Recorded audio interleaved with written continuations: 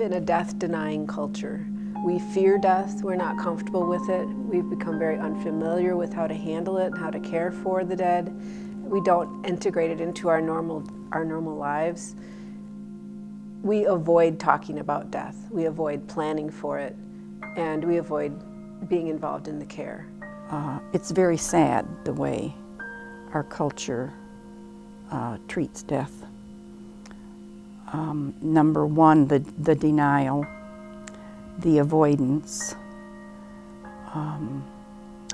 the fear. We also avoid pain at all costs.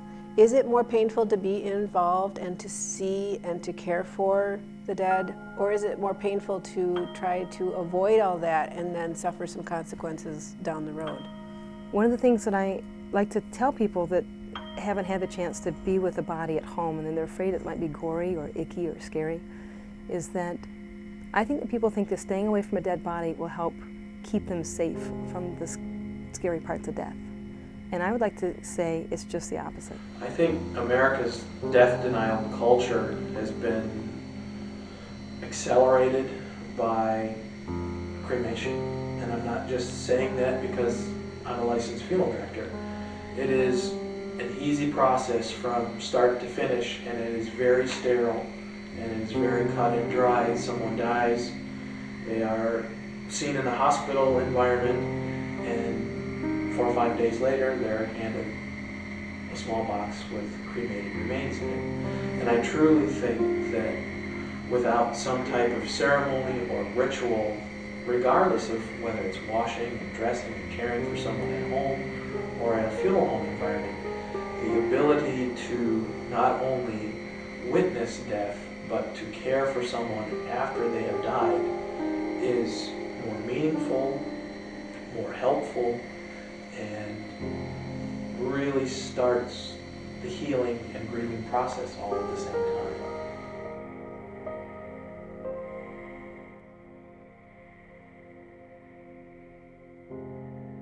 For many years, I was a home birth midwife. I worked with families at a very important transition in their life to give birth at home in a family setting, which was a very natural approach to that important transition. So it's not a far stretch for me now to be helping families on the other end of the life spectrum to integrate the experience of the awesome transition of death and what is happening in a natural way in their own home. Until a few generations ago, people cared for their own dead in their home. They knew what to do. Children were involved in the process, the family was around, life stopped for a while, and people came over and paid their respects, and then they proceeded to walk to the local cemetery and bury the person. A family friend or neighbor or perhaps the local midwife would come over and help the family wash and dress the body and lay them out in the front parlor. That was just the way we handled death in our culture, and it was accepted. Death was accepted as a normal part of life. I wonder what has happened over the years as we've handed death care off to be taken care of by others. What has happened to our grieving process and our acceptance of death and our lives, how our lives have changed with that change.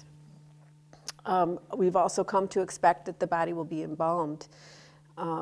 That process started being developed after the Civil War with large numbers of soldiers dying far away from home so that their bodies could be transported home on trains.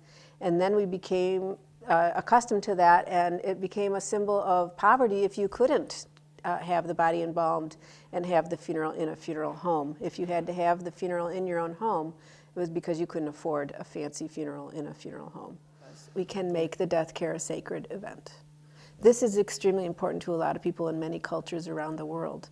You may have heard of cultures that have a ritual washing that is performed at the time of death, or prayers, or other ceremonies. Some cultures believe that the body should not be left unattended until it's buried. And some cultures believe that it takes 3 days for the spirit to fully leave the body. Caring for the body at home allows for the expression of all of these personal beliefs and feelings in your own home in a natural setting.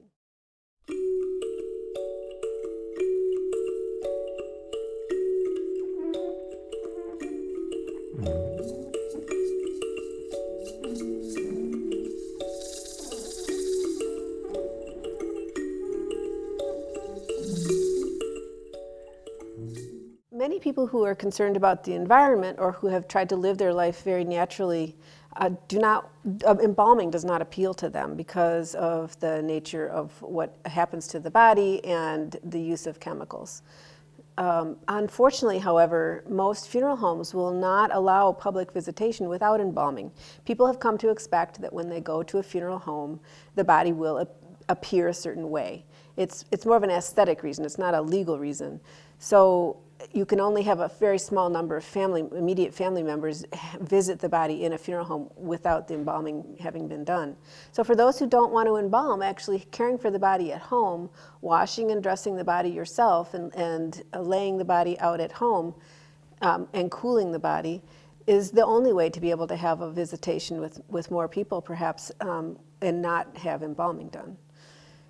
Another consideration is that cremation is not considered good for the environment necessarily. It may be a better option than others at this time, but cremation uses a large amount of natural resources and energy. To cremate one body requires about the same amount of energy as to drive across the country. And that's news to a lot of people. They think green burial and cremation are synonymous, and they are not. You also need to find a funeral director who will honor your wishes and help you with the home funeral, because a funeral director is required in the state of Michigan for two aspects of the death care: signing the death certificate and supervising the final transport to the final disposition, either the crematory or the cemetery. And there's many other things that a funeral director is very helpful with. So locating that supportive funeral director ahead of time saves you having to do that in the moment, which can be very difficult. Not all funeral directors are supportive of home funeral.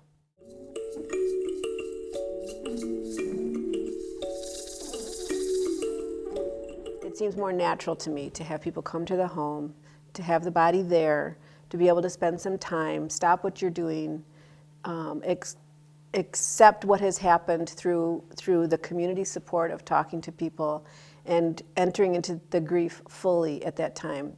That seems to be an authentic way for some people to deal with death.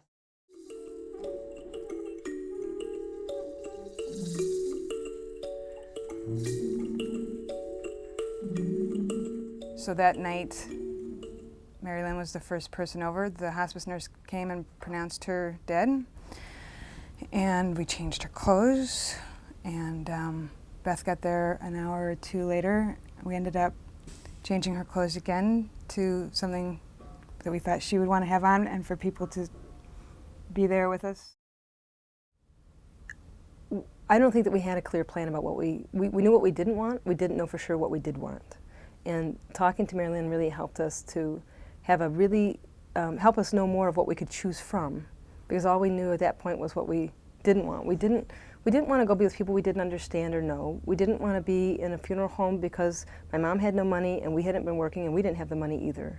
And it didn't feel like a place that we wanted to hang out. It didn't feel normal to us. And we weren't sure how many people really needed to come by either at that stage of her life. So we knew it was for us. We felt at home and we were still feeling very connected to her. So it didn't feel right to take her away, but we didn't know what you could do if you didn't take them away. This was as gentle and graceful, and I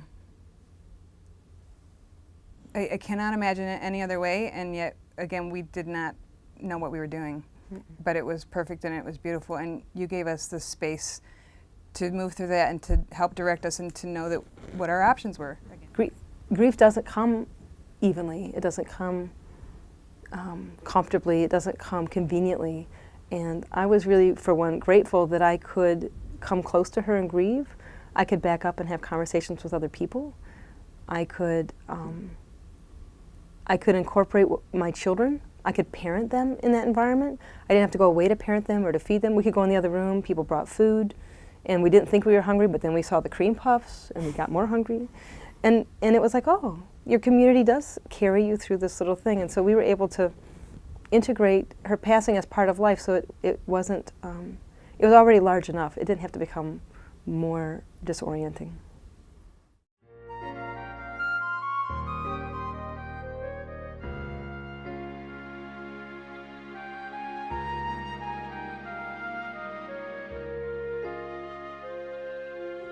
about my own death and the way I would like my family and friends to celebrate my death. I'm very interested in remembering and celebrating in a joyous way. I have not been very happy with traditional funerals and burials for some time. I have long been interested in the environment and living sustainably, and I would also like to die sustainably if that's possible. But when I read about this green burial and then had an opportunity to learn more about it, it makes so much sense to me. We have injected so many chemicals into this world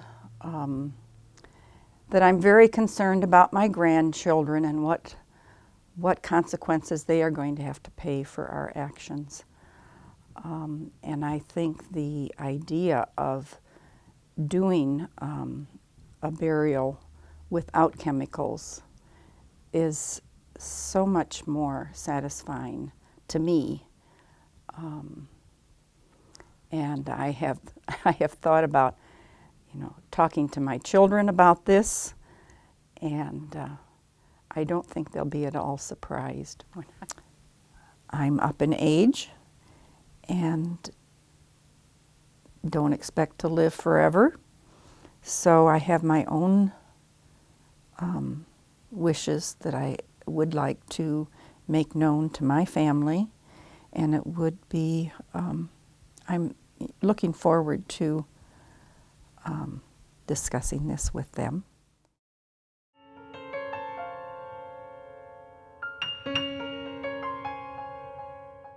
So what could people do if they want to have the option to care for their loved one at home and if they want to have the option for a green burial?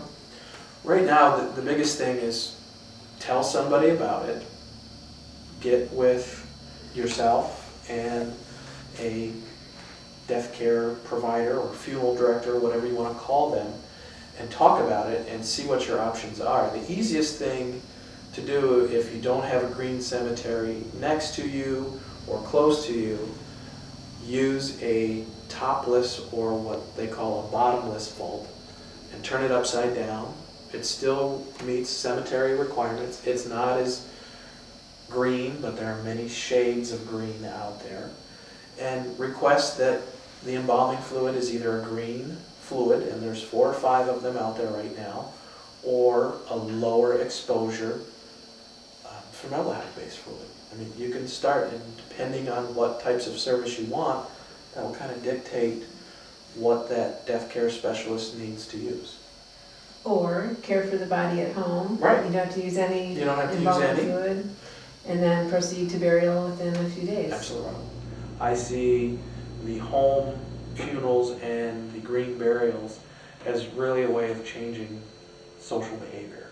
That if we can change social behavior through death care and help people through a process and also foster some goodwill in my industry, that would be a great thing.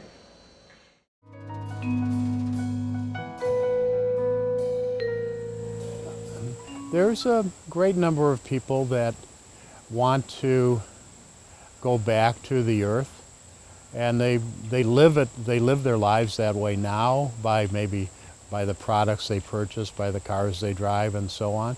And this is an alternative that really they didn't have up until now, and now they will have an alternative to natural burial, where they won't have a big cement vault and a big fancy metal casket. Rather, they'll be, in a simple pine box and to be placed in the ground, or in a shroud and placed in the ground, and go back to the earth.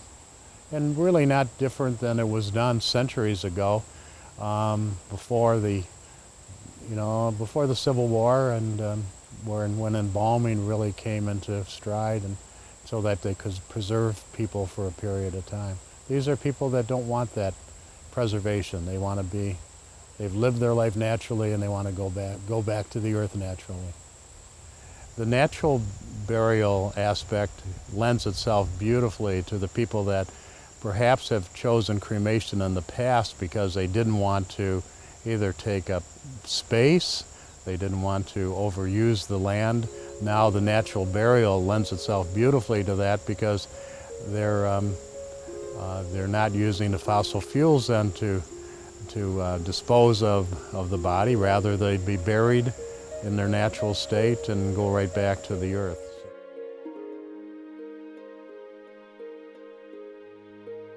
In the face of death, which we can't control the choices we make about how the body is cared for. And that can give people a great sense of healing and comfort. To be able to be involved in the process of caring for the body can be very healing for many people. I think it's one of the most graceful, true things. Talk about grieving, talk about returning to tradition, talk about respecting people and not being away from them at that really important time. What a great thing that we couldn't give our mom a happy life, we couldn't give her lots of things, but we gave her a chance to let go of her body and go on to whatever you do, go on to, with respect. I think the question really is what gives you meaning, and knowing what your choices are, what all your options are, and then finding support for those choices. It certainly has been a wonderful life, and I feel like it needs to be celebrated. Building a sense of community, having people come into the home and bring food into the home and have someone that's passed away laying on a couch or laying in front of a window. It's kind of taking a step back in time where communities took care of one another. I have a good friend who says that birth is as safe as life gets. I feel that death is as real as life gets.